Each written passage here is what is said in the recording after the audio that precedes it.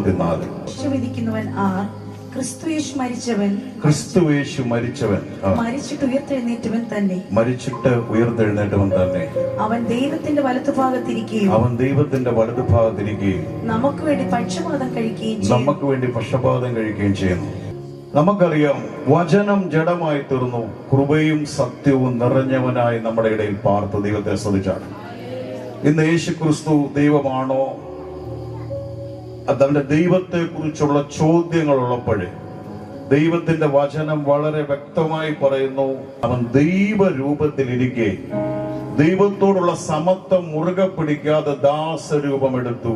Hallelujah, ദൈവത്തെ സ്തുതിച്ചാട്ട്. ദൈവത്തോട് സമത്വം ഉണ്ടായിരുന്ന യേശു കർത്താവ് താണഭൂമിയിൽ വന്നു.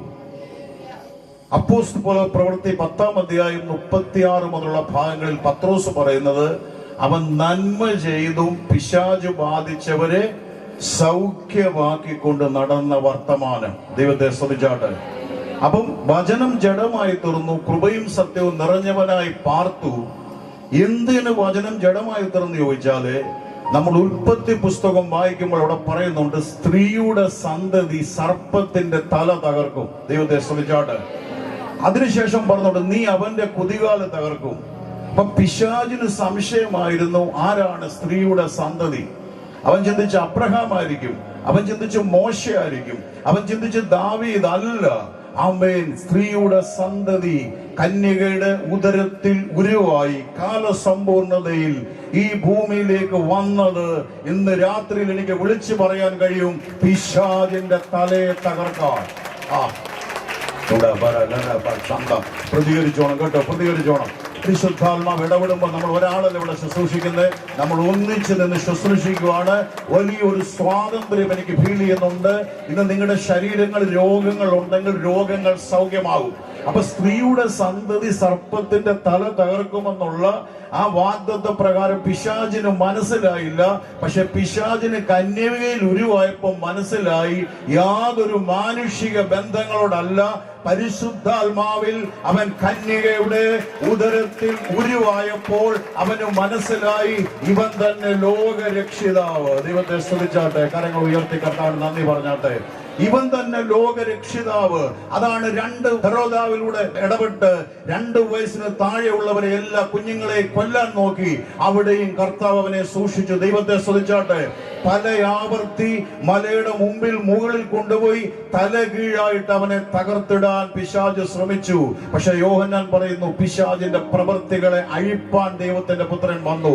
ആമേൻ. അങ്ങനാണെങ്കിൽ ഇന്ന് അവൻ അഴിക്കുന്നത് എങ്ങനെയാണെന്നറിയാമോ? നിങ്ങൾ വായിച്ച വേദഭാഗങ്ങളിൽ മരിച്ചിട്ട് ഉയർത്തെഴുന്നേറ്റവൻ, കരമുയർത്തി ദൈവത്തെ സ്തുതിച്ചേ, പിതാവിന്റെ സന്നിധിയിൽ നമുക്ക് വേണ്ടി പക്ഷം പിടിച്ച് പ്രാർത്ഥിക്കുന്നവൻ. വചനം പറയുന്നു, he same yesterday today and Forever. ഇന്നലെ നിന്റെ ജീവിതത്തിൽ അവൻ ഉണ്ടായിരുന്നു, നിന്റെ കഴിഞ്ഞ നാളുകളിൽ അവൻ ഉണ്ടായിരുന്നു. നോക്കിക്കേ, ഇന്ന് ദൈവമുണ്ട്. ഈ വചനം കേട്ടോണ്ടിരിക്കുമ്പോൾ എന്റെ വിഷയത്തിൽ ഒരു പരിഹാരമില്ലല്ലോ, എങ്ങനെ എനിക്ക് ആ വിഷയത്തിൽ ഒരു വിടുതൽ കിട്ടും? ഞാനോട് പറയട്ടെ, he is at present time. ഇപ്പോൾ ദൈവം, ഇന്ന് അവന്റെ സാന്നിധ്യം അവിടെയുണ്ട്. ഇന്ന് അവന്റെ വചനം ഇന്ന് രാത്രിയിൽ ഇവിടെ ശക്തിയോടെ വെളിപ്പെടുകയാണ്. ഇനി നാളെ നീ ചിന്തിക്കുക, ഇങ്ങോട്ട് നോക്കിയേ, ഫ്യൂച്ചർ നീ ചിന്തിക്കുക, നാളെ എങ്ങനെ? നാളെയും അവൻ നിന്നോട് കൂടെ ഉണ്ട്. ഇന്ന് ഞാൻ സഭയിൽ വെളിപ്പാട് പുസ്തകം 1-ാം അധ്യായം പഠിപ്പിക്കുമ്പോൾ ഞാൻ പറഞ്ഞു, ഇരുന്നവൻ, ഇരിക്കുന്നവൻ, വരുവാനുള്ളവൻ. ആരെ കുറിച്ചെങ്കിലും ആർക്കെങ്കിലും പറയാൻ കഴിയുമോ?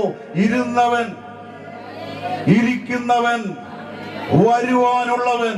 അങ്ങനെ ഒരു നാമമുണ്ടെങ്കിൽ അത് സകല നാമത്തിന് മീതെയുള്ള എന്റെ യേശുവിന്റെ നാമമാണത്. ഇന്ന് രാത്രിയിൽ ഞാൻ ഇവിടെ വിളിച്ചു പറയുമ്പോൾ മുട്ടുകൾ മടങ്ങിയാണ്, മുഴങ്കാലുകൾ മടങ്ങിയാണ്. പരിശുദ്ധാത്മാവ്, എനിക്ക് വലിയ സന്തോഷമാണ്. ഞാൻ ശുശ്രൂഷിക്കുമ്പോൾ ഞാൻ ജസ്റ്റ് ആ റെഫറൻസ് മാത്രമേ എഴുതിയിട്ടുള്ളൂ, അത് വേറെ ഒന്നും ഞാൻ എഴുതിയിട്ടില്ല. പരിശുദ്ധാത്മാവിന്റെ ശബ്ദം കേട്ടാ ശുശ്രൂഷിക്കുന്നത്. ഞാൻ കർത്താവിനെ സ്തുതിക്കുന്നു. ദൈവത്തിന്റെ ആത്മാവ് പറയുക, യേശുവിന്റെ നാമം പറയുമ്പോൾ മുട്ടുകൾ മടങ്ങും. ഗദസരദേശത്തിന്റെ കർത്താവ് അവിടെ വന്ന് ഇറങ്ങിയേ ഉള്ളൂ. അവിടുത്തെ അധികാരങ്ങൾ സറണ്ടർ ചെയ്തു.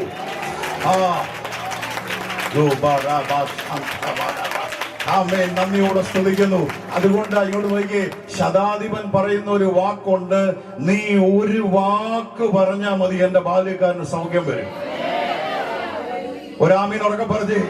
കാരണം ഞാൻ പലപ്പോ വചനം ധ്യാനിക്കുമ്പോ സംശയിച്ചിട്ടുണ്ട്, നീ ഒരു വാക്ക് പറഞ്ഞാൽ ബാല്യക്കാരന് സൗഖ്യം വരും. അതെങ്ങനെ? വീട്ടിൽ കിടക്കുന്ന തളർന്നു കിടക്കുന്ന ബാല്യക്കാരന് അവൻ പറഞ്ഞ ഒരു വാക്കുണ്ട്, കരമുയർത്തി ദൈവത്തെ സ്തുതിച്ച് അവൻ പറഞ്ഞ, ഞാനും അധികാരത്തിന് കീഴിലുള്ള മനുഷ്യൻ, ഞാൻ ഒരുത്തനോട് പോകാൻ പറഞ്ഞാൽ അവൻ പോകുന്നു, വരാൻ പറഞ്ഞാൽ അവൻ വരുന്നു. ഓ, ഞാൻ നന്ദിയോടെ സ്തുതിക്കുന്നു. അത് ചെയ്യുക എന്ന് പറഞ്ഞാൽ അത് ചെയ്യുന്നു. യേശു പറഞ്ഞു, ഞാൻ ഇസ്രായേൽ പോലും ഇതുപോലൊരു വിശ്വാസം കണ്ടിട്ടില്ല. ഇവൻ ഭവനത്തിൽ ചെല്ലുമ്പോൾ തളർന്ന് കിടന്നവൻ, കിടക്കയിൽ കിടന്നവൻ എഴുന്നേറ്റിരുന്ന് സൗഖ്യത്തോടെ ഇരിക്കുകയാണ്. ഇതേതെങ്കിലും വിഷയത്തിൽ നിങ്ങൾ ഭാരപ്പെടുന്നുണ്ടെങ്കിൽ അത് ശക്തിയേറിയ ഇരുവായുധമുള്ള വാളിനേക്കാൾ മൂർച്ചയുള്ള ദൈവത്തിന്റെ വചനം ഞങ്ങൾ അയക്കുക. ദൈവത്തെ സ്തുതിക്കുന്നു. അത് ഞങ്ങള് ഈ മീറ്റിങ്ങിന്റെ കാര്യം പറഞ്ഞപ്പോൾ നമ്മുടെ സൗരങ്ങൾ ചോദിച്ചു, പക്ഷെ അവിടെയൊക്കെ മീറ്റിംഗ് വെച്ചാൽ ആൾക്കാരൊക്കെ വരൂ, രാമൻ പറഞ്ഞു. കാരണം എനിക്ക് എന്റെ ഡീലിംഗ് മുഴുവൻ താഴെയല്ല, മേളുമായിട്ടാണ്. അവൻ എന്ത് പറഞ്ഞാലും ചെയ്യുക. 12 ക്രൂസൈഡ് കർത്താവ് വെക്കാൻ പറഞ്ഞു. കർത്താവ് പറഞ്ഞ നമ്മൾ അനുസരിക്കുക. കുഞ്ഞെ, നീ അനുസരിക്കാൻ തയ്യാറായാൽ, നമുക്കറിയാം കാനാവിലെ കല്യാണ വിരുന്നില് അടയാളങ്ങളുടെ ആരംഭമായി വചനം പറയുന്നു, പച്ചവെള്ളം രുചിയും ഗുണവും നിറവുമുള്ള വീഞ്ഞായി മാറി. അത്ഭുതങ്ങൾ ഇന്ന് വേണേ ആർക്ക് വേണമെങ്കിലും ചെയ്യാം. ഏതൊരു മജീഷ്യനോട് പറഞ്ഞാലും വേണേ അതൊക്കെ ചെയ്യും. പക്ഷെ അധമ പാപിയെ നീതിമാനാക്കാൻ, അധമ പാപിയെ ശുദ്ധീകരിക്കാൻ, ഹല്ലേലൂയ, അവന്റെ തങ്ക ചോര കൊണ്ടേ കഴിയത്തുള്ളൂ. അതുകൊണ്ടാ പറയുന്നത്, അടയാളങ്ങളുടെ ആരംഭമായി രൂപാന്തരപ്പെടുത്തുന്ന കർത്താവിടെ വന്നിട്ടുണ്ട്. അവസ്ഥകളെ മാറ്റുന്നവരുടെ വന്നിട്ടുണ്ട്. ഇന്ന് ഏത് വിഷയത്തിൽ നീ അടിമയാണേലും ആ അടിമത്തത്തെ പൊട്ടിക്കുന്ന ഒരു അഭിഷേകം ഇതിന്റെ നടുവിലുണ്ടെന്ന് പറഞ്ഞാൽ എത്ര പേര് ഏറ്റെടുക്കും?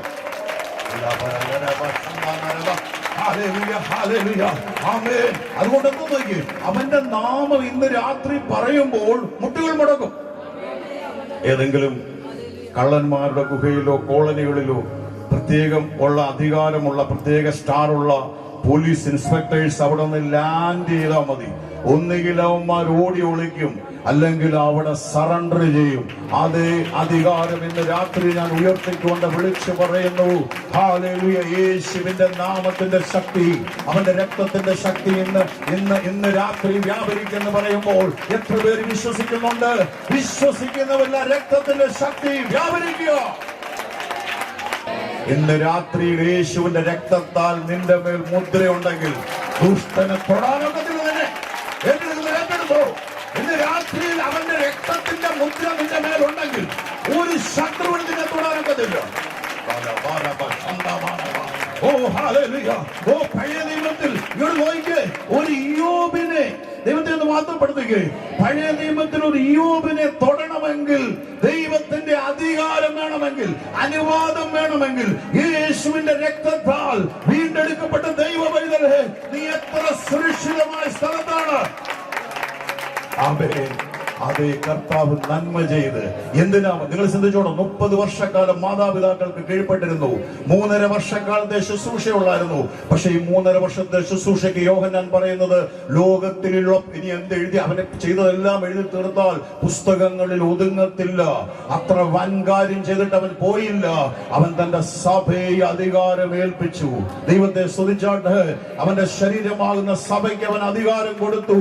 എഫേസ്യ ലേഖനം 1-ാം അധ്യായം വായിക്കുമ്പോൾ, സ്വർഗത്തിൽ തന്റെ വലതുഭാഗത്ത് എല്ലാ വാഴ്ചയ്ക്കും അധികാരത്തിനും ശക്തിക്കും കർത്തൃത്വത്തിനും ഈ ലോകത്തിൽ മാത്രമല്ല വരുവാനുള്ളതിലും വിളിക്കപ്പെടുന്ന സകല നാമത്തിനും അത്യന്തം മീതെ ഇരുത്തുകയും സർവവും അവന്റെ കാൽ കീഴാക്കി വെച്ച് സകലത്തിനും അവനെ തലയാക്കി എല്ലാം നിറയ്ക്കുന്നവന്റെ നിറവായിരിക്കുന്ന അവന്റെ ശരീരമാകുന്ന സഭയ്ക്ക് നൽകിയിരിക്കുക. ഇന്ന് രാത്രി ഞാൻ വിളിച്ചു പറയട്ടെ, നീ അവന്റെ നിറവാ. ഒരാമീൻ ഉറക്കെ പറഞ്ഞാട്ട്, രോഗം വഹിച്ചുകൊണ്ട് മുഖം വഹിച്ചുകൊണ്ട് നടക്കേണ്ട വ്യക്തിയല്ല നീ. ഇന്ന് രാത്രിയിൽ അഭിഷേകം മുഖങ്ങളെ തകർക്കുമെന്ന് പറയുമ്പോൾ എത്ര പേരെ